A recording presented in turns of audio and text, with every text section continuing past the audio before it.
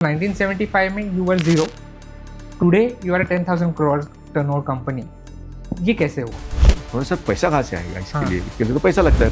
Tata company तेरा past है, present Ashok है। एक डेफिनेशन चेंज हो गई कि ब्रिजेस जो सालों में बनते थे अब दिनों में बनने लगे। प्री बिड से मेरा अप्रोच क्या होना चाहिए? ऐसा सुनने को आता है कि इनको सीमेंट की चोरी में कोई इंटरेस्ट नहीं है। लेट मी टेल यू, तो पूछा गया कि क्यों ऐसा तुमने किया, हाँ, मतलब क्या है ऐसा इतना तुम्हें, क्यों? हाँ। तो जवाब क्या दिया हमारे लीडर्स ने? आपका टर्निंग पॉइंट आपको क्या लगता है? जैसे नो हिंदी, अच्छा, no Hindu and no Hindustan. उससे हमें प्रोफेशनल एटीट्यूड में हमारे पूरा चेंज आ गया। आपको पता था बीओडी का डॉक्यूमेंट पीडब्ल्यू के बाद नहीं बन पा रहा था, हमने उनको बना के दिया। कोई भी एक प्रोजेक्ट आपको आता है तो what is your step by step process, how you approach that? आज के हमारे गेस्ट है mister Sanjay Londhe, CEO of Ashoka bitcoin. इस वीडियो में इन्होंने हमें बताया है कि कैसे कुछ लाखों का टर्नओवर करने वाली अशोका बिटकॉइन आज एक 10,000 करोड़ की कंपनी बन चुकी है, और इस जर्नी में उनसे क्या गलतियां हुई थी और उसमें से उन्होंने क्या सीखा। उन्होंने हमसे ये भी शेयर किया है कि कैसे कोई भी नया प्रोजेक्ट के लिए स्टेप बाय स्टेप प्रोसेस क्या होती है, जिसके कारण ये सिर्फ प्रोजेक्ट्स प्रॉफिटेबल ही नहीं बट बिफोर टाइम कंप्लीट कर पाते हैं। और अंत में उन्होंने हमें ये भी बताया है कि कैसे आज कोई भी कॉन्ट्रैक्टर अगर वो अशोका बिटकॉइन के साथ काम करना चाहता है तो वो कैसे कर सकता है, उसे क्या क्या करना होगा। सो इस वीडियो को एंड तक जरूर देखें।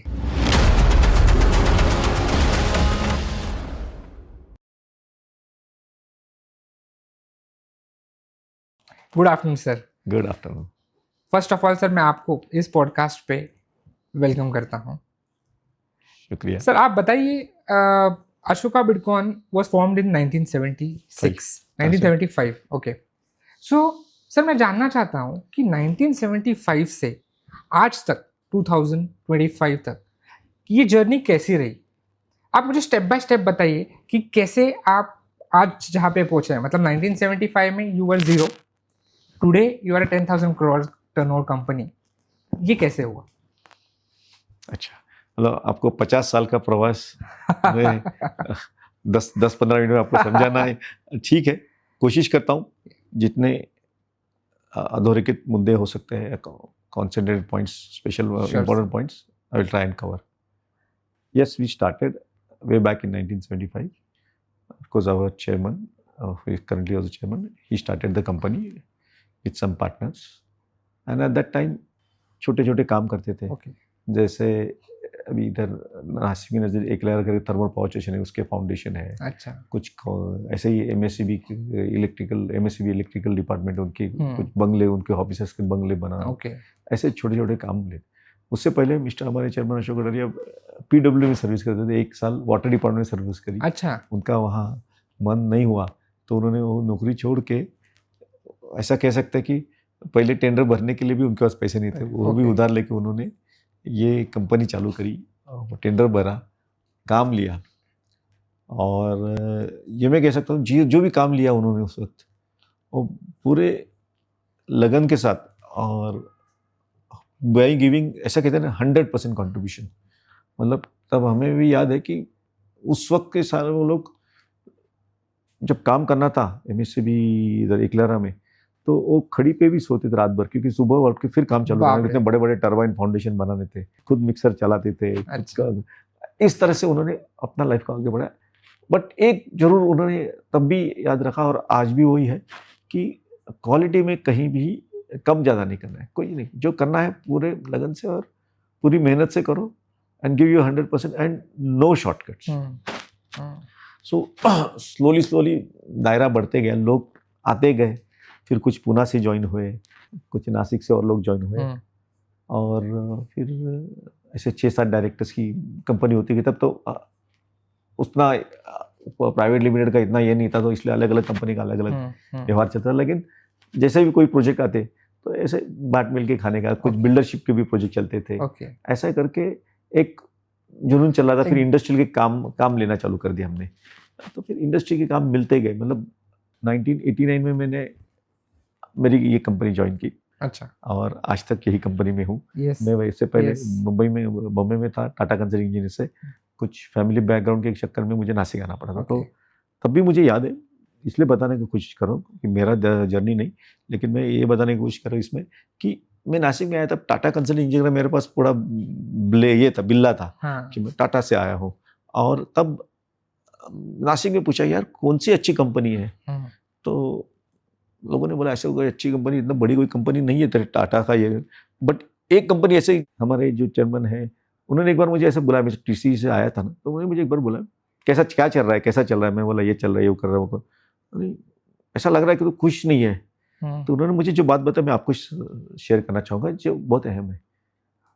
Look Sanjay, TC is your past, Tata consulting तेरा पास्ट है, प्रेजेंट अशोका है, तो जो करना है अशोका में तू जरा कुछ खोज, उसको ओवरलैप मत कर कि वहां हम ऐसे करते थे, हम वहां ऐसे जीते थे। आपके प्रेजेंट टेंस में आप आओ और उसको आगे लेके जाओ। So important. So that in fact that is, मेरा भी लाइफ उसमें से काफी चेंज हुआ। तो उन्होंने बीओटी ऐसा कंसेप्ट भारत में ज्यादा कुछ आया नहीं, हमने ब्रिज में थोड़े थोड़े 1 2 4 पीस बनाने चालू कर दिए थे। लेकिन तो इनको मन में आया कि ये बीओटी जैसा करना चाहिए, तो गवर्नमेंट महाराष्ट्र ने एक जयसिंहपुर करके जगह वहां एक बीओटी लाया था। Correct. और ये धुले बाईपास दूसरा बीओटी लाया। और ये कौन से ईयर में होगा? दिस शुड बी 95 हाँ, उस 93 में जयसिंहपुर रहेगा, 95 में दिस धुले बाईपास आया था। तो मामूली 7 करोड़ का प्रोजेक्ट था, टोटल 6 किलोमीटर डिस्टेंस है। 6 kilometre 7 crore. Yes. Okay. So BOT on BOT.com। तो किसी को बीओटी कंसेप्ट समझने को बहुत डिफिकल्ट थी। करेक्ट। मार्केट से लोन लेना तो दूर, और हम डायरेक्टर सब इंडस्ट्री बना रहे थे, तो हम तो नाराज हो गए सब कि हमारे चेयरमैन के ऊपर कि ये क्या हुआ कि ये कैसे हो सकता है। मैं तो बोले कि नहीं, हमने इतने अभी सेटअप किया, तब हम सब 300 इंजीनियर्स थे, तो ये बड़ा वो सेटअप है अपना, तो we should have some diversification, so we should be first in this diversification and this mega jump. उन्होंने सर पैसा कहाँ से आएगा इसके लिए? इसके लिए तो पैसा लगता है। इतना समझ में आने लग गया था कि पैसा खुद का लगाना है। इतना समझ में आ रहा था। काम कर रहे थे, पैसा मिल रहा था। हम तो बोल दिए सर हम हमारा काम करने दो। तो उन्होंने फिर ठीक है, नाराज नहीं हुए, बोला ठीक है आप आपका काम करो, मैं किसी और के साथ उसको कर दो। प्रोजेक्ट उन्होंने लिया, तुम्हारा एक टीम वर्टिकल नहीं तैयार है, तो किसी और वर्टिकल को तैयार करो। बोला आज बाहर वाला रहेगा, तो उसको ले लो साथ में, और उसको उस प्रोजेक्ट का जो रिलेटेड है वो प्रोजेक्ट पूरा करो और उसको खत्म करो। बराबर। For that contract. और किसी को दूसरे को कहता है, हम थोड़े हंसते थे, बट वो उनका माइंडसेट में क्या था, क्या विजन नहीं, मुझे आगे जाना है, तो वो पक्का था। ये मैं यंग लोगों को ये कहूँ कि इमेजिन योर विजन, ड्रीम करो विजन को, और उसके पीछे पक्के भागो। मतलब उसको मतलब ये मत होने देना नहीं यार मेरे साथ कोई नहीं है तो मैं नहीं करूंगा, नहीं, तुम्हारा विजन में तुमको दम है लगता है ना, तो जरूर करिए। So think to dream and see always up. कोई पैसा देने को तैयार नहीं था, तो बड़े मुश्किल से एक सीकॉम करके, जैसे अभी फिन के अंदर अभी चालू हो गया। उस बीओटी प्रोजेक्ट में सर आपका क्लाइंट कौन था? PWD महाराष्ट्र। ओके। और उन्होंने वो तो बोले कि हमको तो कुछ नहीं मालूम है, तुम पैसा लाओ और करो यार। और कहाँ से पैसा लाना है तुम देखो। तो आपको आश्चर्य लगेगा, तब सीकॉम करके एक छोटी सी फाइनेंशियल इंस्टीट्यूशन ने जो इंडस्ट्री को लोन देती थी, हमने उन्होंने बड़ी मुश्किल से हमें लोन दिया, वो भी 21% इंटरेस्ट पे। अब सेकेंड चीज मैं बताता हूँ इधर, अभी जैसे मैंने बोला ना, ड्रीम करो और इमेजिन करो गोल को और उसके पीछे भागो। अब 21% लोन देके generally even in that Marwari community और अपना कोई रेगुलर नहीं, ये बिजनेस नहीं है। मतलब वायबिलिटी ही नहीं बनेगा, कुछ भी नहीं, वायबिलिटी नहीं, या ये 21% बोलो अपना आधा प्रॉफिट खाने वाला है आदमी। बोलो नहीं, मुझे क्या करना है, लक्ष्य क्या है मेरा, वो रास्ता बनाना है, बीओटी का रास्ता बनाना है। और मुझे मालूम है कि इस पे ट्रैफिक चलना है, बाईपास है, सिटी का बाईपास है, इस पे ट्रैफिक आना है क्योंकि गुजरात को जाने वाला कनेक्टिंग रास्ता है, तो it is bound to come. तो वो पक्का ध्यान है। सो he knew that what will be my project earnings after 5 years 10 years, he has imagined. So think beyond, ऐसा चलना। So that ability to think, मैं हमारे चेयरमैन की जब प्रशंसा कर रहा हूँ तब ये समझे एक लीडर में क्या क्या क्वालिटीज और क्वालिटीज होनी चाहिए। Everything can not be bought, but everything at least thought तो कर सकते हैं हम लोग। Yes, and we can run behind that. So उन्होंने हमने वो प्रोजेक्ट कंप्लीट किया समय से। मतलब हमारे पास समय तो 18 महीने था, हमें याद है हमने 9 या 10 महीने में कर दिया था उसको। वाओ। और वो जल्दी टोल भी चालू हुआ, और जैसे ही टोल चलो हम सब डरे, अरे टोल भी आ रहा है, पैसा भी आ रहा है। अरे ये अच्छा है। So that started our bridge. तो फिर रोड मिलते गए, सो बहुत सारे, फिर कुछ ब्रिजेस हमने बीओटी पे बनाए। आपको तो पता ही रहेगा, वो एक 38 डे स्टोरी ऑफ ब्रिज। तो वो ऐसा ही ब्रिज था मांडवी नदी पे नियर पंढरपुर। तो वो ब्रिज मिला था, चलो इसको जल्दी बनाते, 45 डेज में बनाते। तो सब लोग कैसे होगा, 2 साल का टाइम है, 45 डेज। बोले अभी भागे तो आगे बरसात है एक, और कुछ लोग उनको मिले थे हमारे चेयरमैन सर को, तो उन्होंने बताया था कि वहाँ पे जो वारी जाती है ना, पंडित जी की वारी, it's a very famous, people keep on walking. तो उनको वहाँ ब्रिज नहीं है, जो मार्शेस में जो मांडवी जगह है, वहाँ पे ब्रिज नहीं है। तो उनके लिए उनको कम से कम 14 किलोमीटर लंबा डिटूर करना पड़ रहा था। तो देन इन्होंने सोचा कि नहीं चलो, ये आषाढ़ एकादशी जुलाई में आ रही है, तो लेट्स बी, उसको पहले करना है, तो 45 डेज में इसको करना है। 45 बोल रहा हूँ, एक्चुअल 38 डेज में हुआ, वो मैं बाद में आने वाला हूँ। लेकिन फिर उस तरह से प्लानिंग चालू आई, मई महीने की बात है, तो प्लानिंग चालू किया। पहला प्लान पूरा, डिजाइन पूरा, प्लान पूरा करो, कैसे करने का डिसाइड हुआ, टीम डिसाइड हुआ, कहाँ से लेबर आएंगे, कहाँ से मशीनरी आएगी, सब डिसाइड हुआ। मुझे याद है रॉक फाउंडेशन था, रॉक इजीली नहीं कर रहा था, तो हमने पूरे के पूरे 6 के 6 मेरे 2 अपार्टमेंट और 5 पियर पे पूरा रॉक ब्रेकर लगा दिए थे। ये नहीं सोचा रॉक ब्रेकर की क्या कॉस्ट आती है, मतलब कितना लंबा, अरे करना है ना अभी। अब हमने डिसाइड किया है कि ये प्रोजेक्ट पूरा करना है, तो अभी कॉस्ट कितनी आगे पीछे हो रही है, नहीं करना है। बिकॉज वो समझ में पक्का आ रहा था कि हमने भले 2 साल का नहीं पकड़ा तो ओवरहेड्स, लेकिन 1 साल का पकड़ा ही था। तो वो तो बचने वाला है, और वही टीम आगे जाके दूसरा काम कर सकती है। ये तो कैलकुलेशन फिट बढ़ गया था, तो करना ही है। फिर 6 के 6 स्पैन एक साथ लगा दिए सेंट्रिक स्लैब का। मतलब तब भी कुछ हिचकिचाहट हुई तो नहीं, पूरा का पूरा सेंट्रिक लगा दो एक साथ, रुके नहीं। और वो प्रोजेक्ट हमने 38 डेज में बनाया। और ये भी बताता हूँ, 30 डेज में कुछ 10 दिन का क्यूरिंग पीरियड भी इंक्लूडेड था, ये समझ लो। Because I was there on 30, जब वहां से मिनिस्टर की गाड़ी गई ऊपर से। And let me tell you, तो पूछा गया कि क्यों ये ऐसा तुमने किया, मतलब क्या है ऐसे तुम्हें। जब लोग बताते ना कि मैंने इनॉर्मस प्लानिंग किया, मुझे ये था, तो जवाब क्या दिया हमारे लीडर्स ने कि नहीं, एक जिंग अली मरत, अच्छा सन की सड़क आ गई और हमने कर दिया। और फिर हमने कुछ 50 दिन में ब्रिज बनाए, फिर 100 दिन में कुछ ब्रिज बनाते गए। तब एक डेफिनेशन चेंज हो गई कि ब्रिजेस जो सालों में बनते थे अब दिनों में बनने लग गए। तो पूरा कंस्ट्रक्शन कंपनीज का एक जो माइलस्टोन था वो चेंज हो गया। somebody started doing and others started following. आपको बताता हूँ, बीओटी का डॉक्यूमेंट में पहला डॉक्यूमेंट पीडब्ल्यू के पास नहीं बन पा रहा था, हमने उनको बना के दिया क्या होना चाहिए बीओटी में। आज भी वो वैलिड है। इतना डॉक्यूमेंट तब सोच के ये दिया गया था, क्योंकि यस इस तरह से होना चाहिए। बिकॉज इसमें क्या है, खुद का खपत लगनी है, और उसका गवर्नमेंट ने एज ए टोल से आपको फी डिफर्ड पीरियड में कलेक्ट करनी है। तब तो साइजेबल रिटर्न भी आते थे। थोड़ा और कंपनी आगे बढ़ी, और फिर एक हमने बड़ा प्रोजेक्ट लिया वेस्टर्नी बाईपास एनएचआई से। तब एनएचआई नया खुल गया था, और एनएचआई की प्रोजेक्ट नेशनल मिनिस्ट्री पहले एमओएसटी बनाती थी, नेशनल। तो उनका एक वेस्टर्ली बाईपास, मतलब पुणे का वेस्टर्ली बाईपास, मतलब एक पुणे से ऐसा कैसे कि इनर रिंग रोड कहिए उसको, लगे तो पुणे सातारा रोड का वो काम आया था। और लगभग मुझे याद है कि 100 का 130 करोड़ का कुछ था। हमने जेबी में लिया, उसका क्वालिफिकेशन नहीं हो रहा था, इसी करके लिया, और हमने वो काम पूरा किया, और बहुत तेज पूरा किया। और तब हमको ईपीसी कॉन्ट्रैक्ट में आने वाली परेशानी भी मालूम पड़ी, बिकॉज पैसे इतने जल्दी नहीं आते थे। Rotation of money used to not fast, but कुछ बीओटी का एक्सपीरियंस, कुछ करने की चाहत कि बस, और टीम की पूरी ये करना ही है इस तरह से। तो वो तब 100 करोड़ बड़ा, मतलब आज के हिसाब से वो मोर देन 1500 करोड़ का काम तब किया हमने, ऐसा समझ लीजिए ना, क्योंकि तब इतनी बड़ी टीम लगाई थी। उसी दरम्यान हमको एक ये प्रोजेक्ट मिला था, चेन्नई में एक प्रोजेक्ट मिला था, उससे that is a changing milestone. मतलब एक वेस्टर्ली बाईपास से हमारा एक प्रोजेक्ट चेंजिंग माइलस्टोन, एक बीओटी वाला था। Actually I was coming to that कि आपका टर्निंग पॉइंट आपको क्या लगता है, मतलब कौन सा प्रोजेक्ट बीओटी पे शिफ्ट होना। अच्छा, बीओटी पे शिफ्ट होना टर्निंग पॉइंट। उससे हमें प्रोफेशनल एटीट्यूड हमारे पूरा चेंज आ गया थॉट Okay. प्रोसेस में। Okay. And this was in 1993. 5 से नहीं 5 1995. So 1976 में आपने कंपनी फॉर्म मतलब तब तो आपने industrial founders ने company फॉर्म की थी, हाँ। and They are the 1995. founders, So yeah. after 20 years, yes. roughly 20 years के बाद एक माइलस्टोन BOT वाला आया। और वो क्यों आया कि रिसेशन ऑन द कार्ड्स था, Yes. तो फिर मतलब इंडस्ट्रियल रिसेशन आएगा तो क्या होगा, तो इसलिए वो Okay.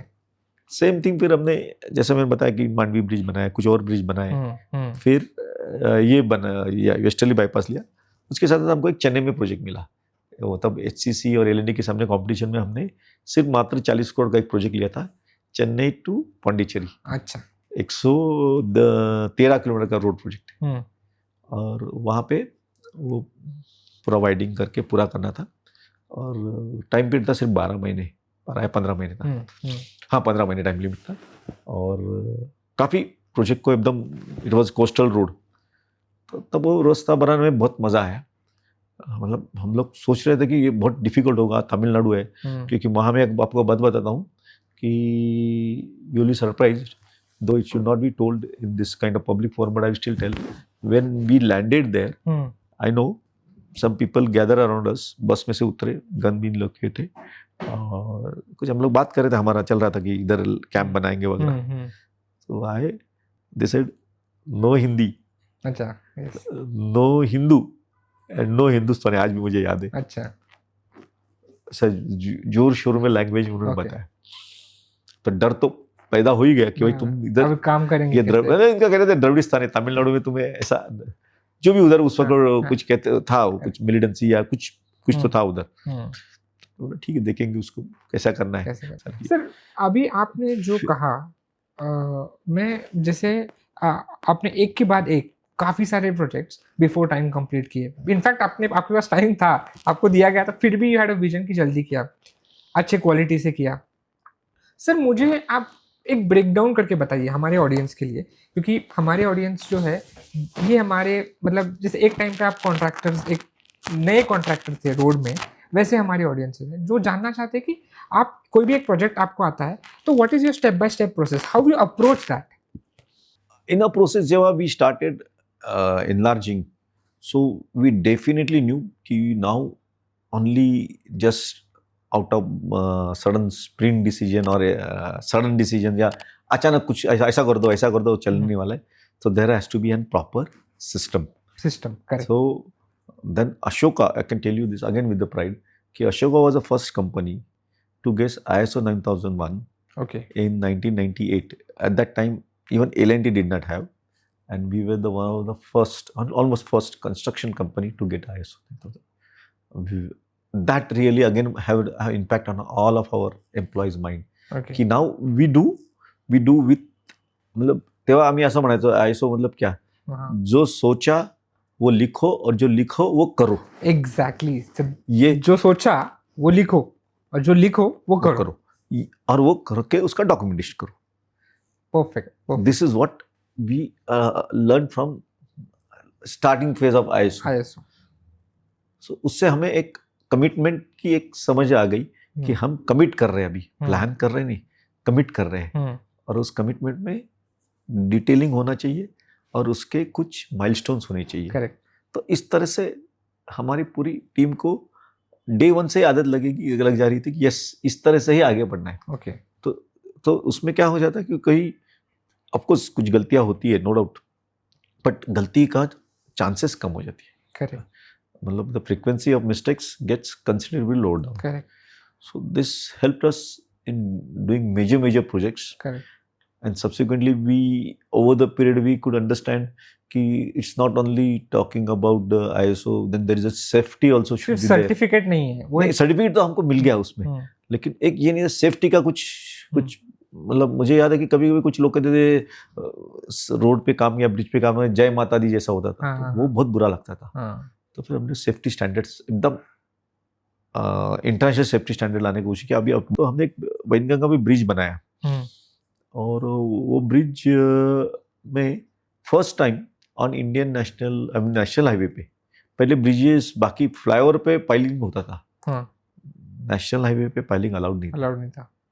Ashoka was the first company to did the piling in 1999। अच्छा। ब्रिज स्ट्रक्चर पे फाइलिंग हमने किया, ओके मतलब अब रिस्क टेकिंग एबिलिटी का बात कर रहा हूँ, और वो अप्रूव करके लाने का कि ब्रिज में चल सकता है। Then we have search different books and all those and we said that ये पॉसिबल हो सकता है, and then the ministry accepted. Right. So उस वक्त से फिर ये चालू हुआ कि yes piling can be done in the national highways. So जैसे अभी समझो आज फॉर एग्जांपल मैं कॉन्ट्रैक्टर हूँ, ओके, एंड मैं एक काम ले रहा हूँ, ओके, मैंने एक समझो 150 करोड़ का एक नया कॉन्ट्रैक्टर हूँ, मैंने जस्ट नया काम लिया, वर्क ऑर्डर मुझे आ गई, मैंने LOA साइन कर लिया डिपार्टमेंट के साथ, वर्क ऑर्डर आ गई, सब प्रोसेस हो गया।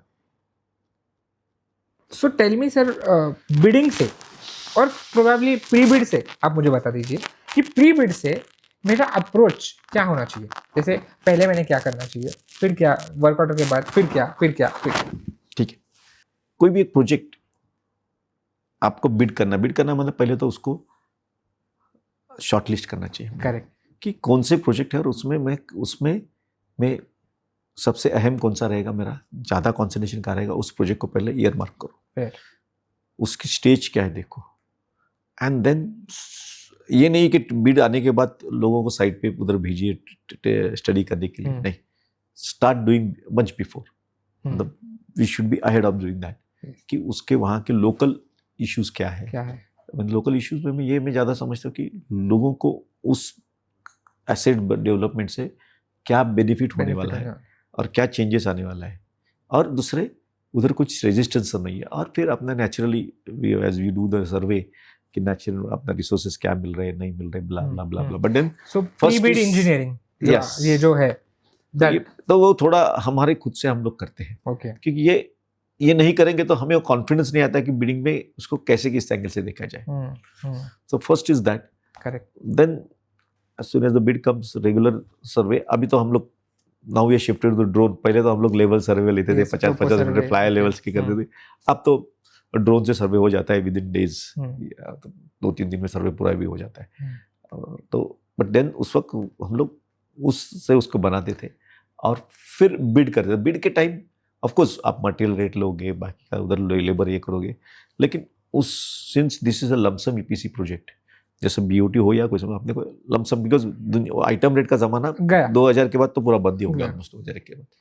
तो आप देखो, तो अभी यही देखना है कि कितनी इंजीनियरिंग कॉस्ट में हम कितनी लमसम कॉस्ट में उसको बना सकते हैं। एक बार टेंडर हो गया, बिड कर दिया, किस्मत फाइनल हो गई आपकी, तो गिवन स्पेसिफिकेशन हम लोग कितना, हमको क्या करना है वो जब स्पेसिफाई किया जाता है, जब बिड में दिया तो उसमें हम लोग कितनी कॉस्ट, और उसमें आज जो वैल्यू इंजीनियरिंग को थोड़ा कंट्रोल ये कर दे, लोगों को अलाउ नहीं कर रहे, लेकिन पहले तो अच्छा अलाउ करते थे। अच्छा, ओके। हाँ, मतलब मुझे याद है हमने CTSB भी बहुत पहले किया था, अभी CTSB भी अलाउ हो गया, तो हम लोग तो सीमेंट डाल के GS भी बहुत पहले किए। अच्छा, हाँ, मतलब उसको इतना, मतलब क्या बोलते हैं, इतना वो सेलिब्रेटेड टर्म नहीं था, CTB राजकीय मान्यता उसको नहीं थी, बट आपने मतलब वो एज अ टेक्निकल नॉलेज से यूज कर लिया। हाँ, 4% 6% डाल के हम लोग सीमेंट, तब तो ज्यादा डालते थे, बात चोर बात लगे, लेकिन उससे हमारा स्ट्रेंथ अच्छा मिल जाता था, हम लोग वो, और उससे हमारे रोड टिक जा रहे थे। कि BOT में क्या होता है, तुम्हारा लेस मेंटेनेंस आए, रास्ता खराब होता, हमको उसका बेनिफिट मिल रहा था, और इसलिए वो, तो मैंने so you have to think about,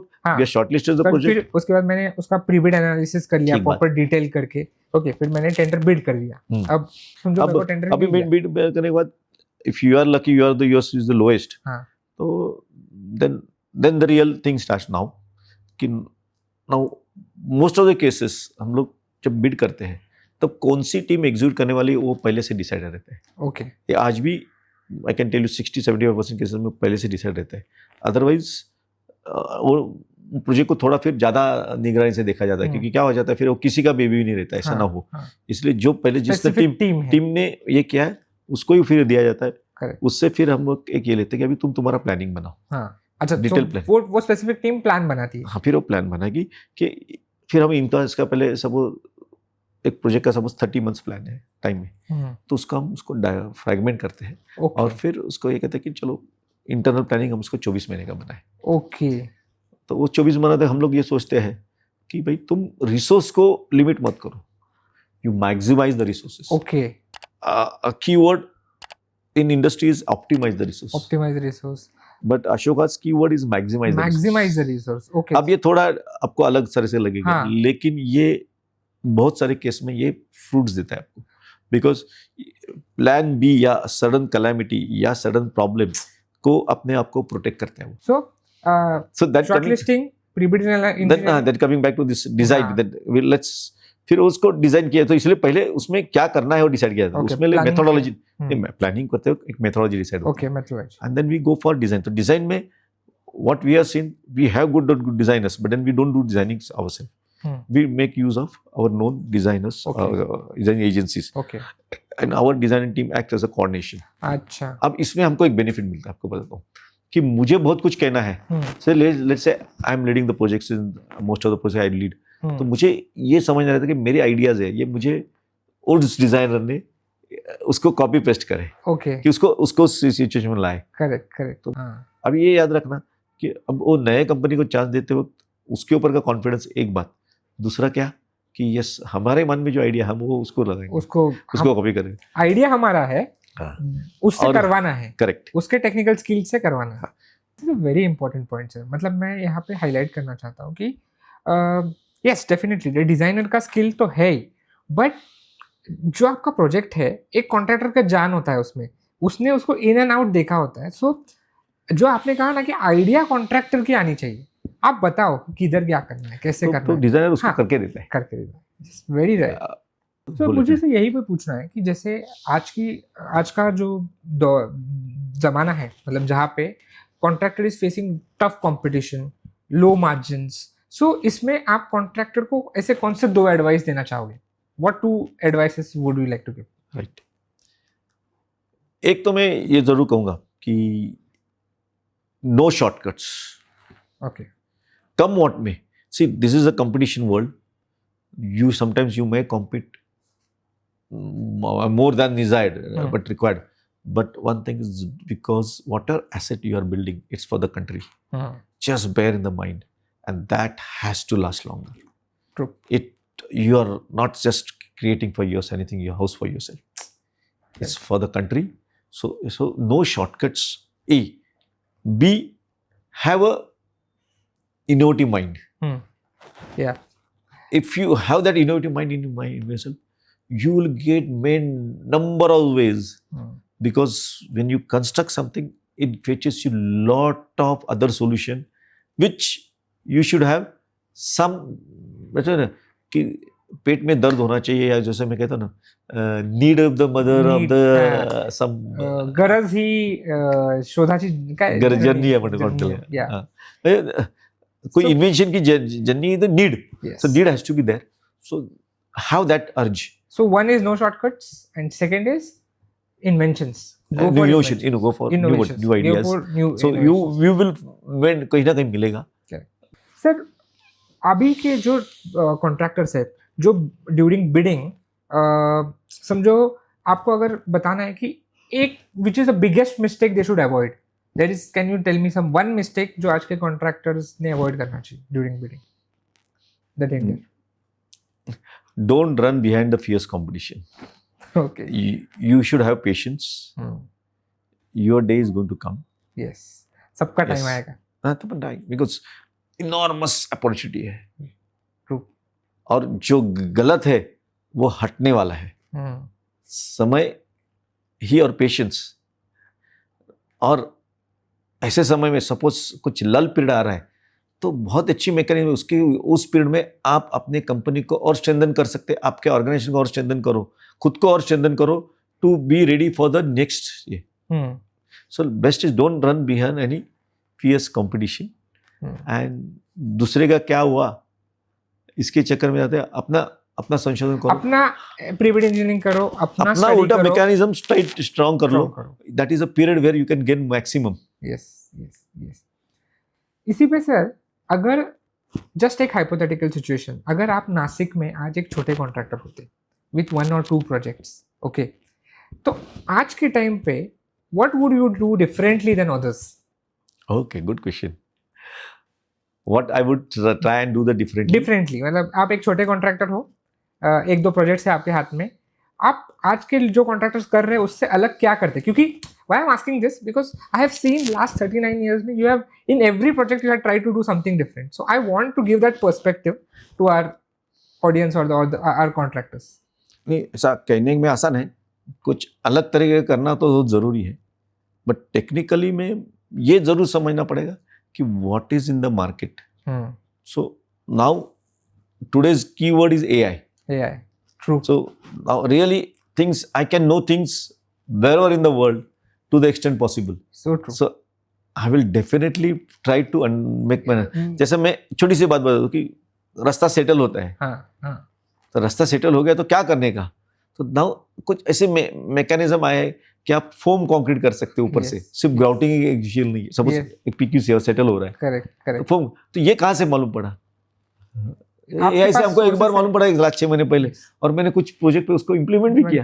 very good. So and वो अपने वो ऊपर था, क्योंकि क्रैश बैरियर भी आपको सेटल होने लगता है. तो वो सोचने के लिए बहुत सारे टूल अवेलेबल है आपके पास. आज तो बहुत लकी पीरियड है सबके लिए. यस कि तुम्हारे पास वैल्यूएबल एडवाइस सर. मतलब इंफ्रास्ट्रक्चर विद AI आपको मतलब क्या क्या नहीं हो सकता है. सब कुछ हो सकता है. मतलब आई एम फुल्ली उसका एक आपके क्लेम भी AI बना देता है. अभी तो कुछ नहीं है, तुम्हें तो focus on your real execution. बस मतलब आप जरा कुदर फावड़ा मटा नते करा, बस यू आर देयर. मतलब जो अलाइड सर्विसेज है that will be taken care of. Sir now Ashoka is a very big company. मतलब एक now it is in a different league. Okay. And I am a young contractor. मैं जैसे मैंने बोला कि मैं काम करना चाहता हूँ. अगर एज अ कॉन्ट्रैक्टर मुझे अशोका के साथ काम करना है या अशोका का कोई काम करना है, अशोका के अंडर काम करना है, तो मैंने क्या प्रिपरेशन करना चाहिए?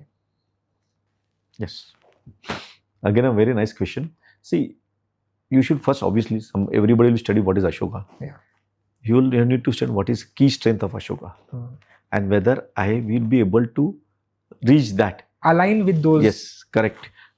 Yes, whether how I can align and how, in which way I can do that. If I go with that ready, yes, I can do that. So then I can definitely be in the Ashoka. I can tell you, many of my employees have become contractors. Wow. And some of the employees are now giving me competition also. Wow, that's.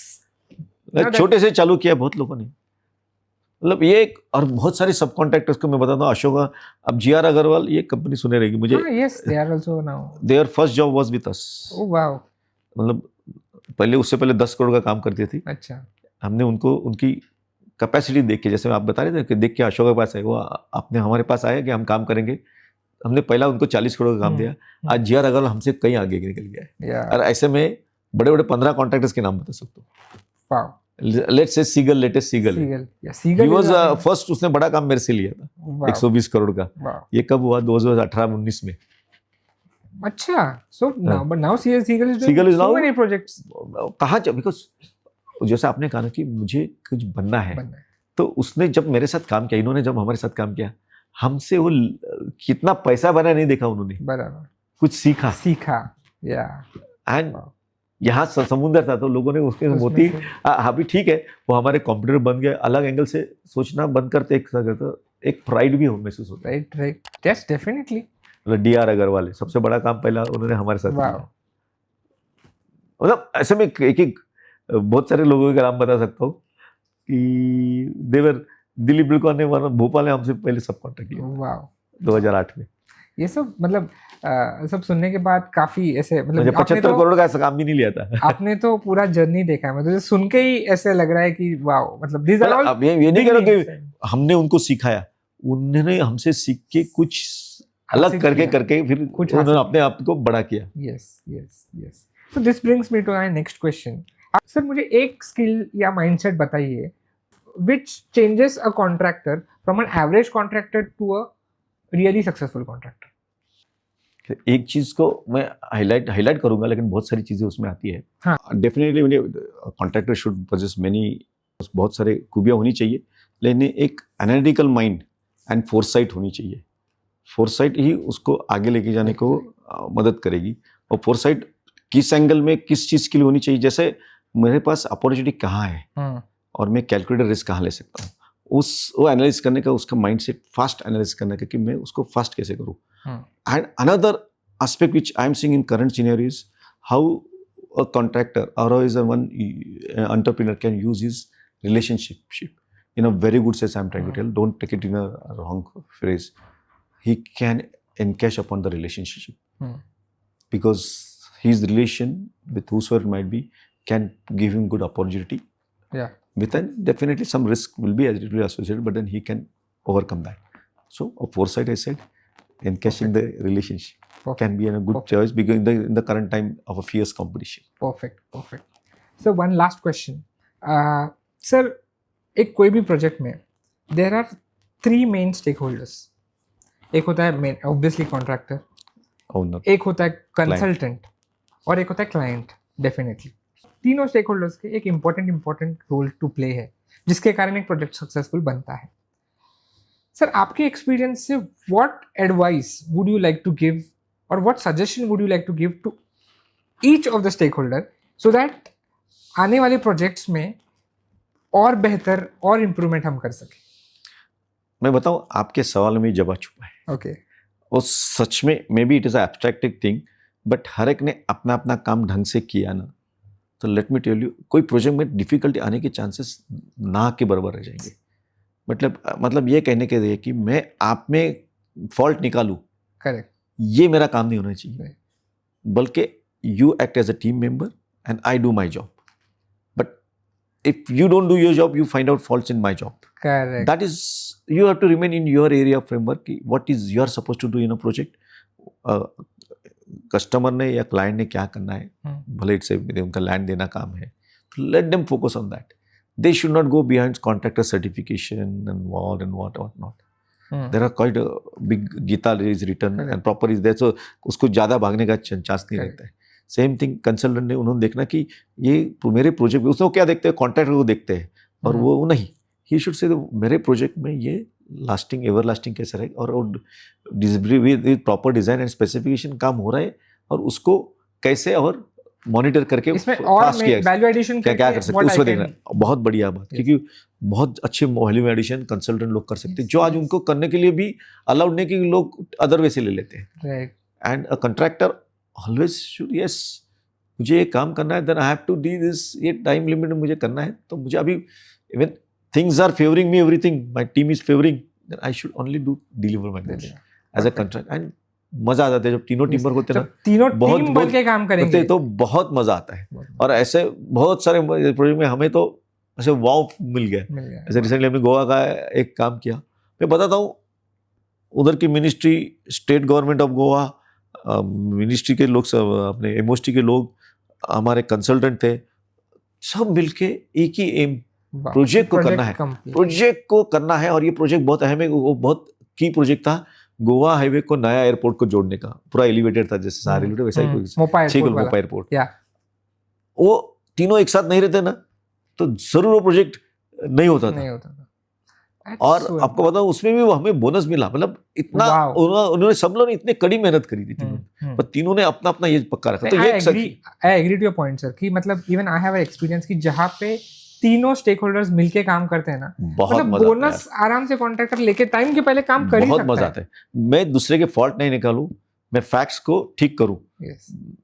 हमें उस पे बहुत postmortem करने की बहुत आदत. Fantastic sir. मतलब we can go on and go on and go on. आपका इतने साल का experience I can not justify in 1 or 2 hours.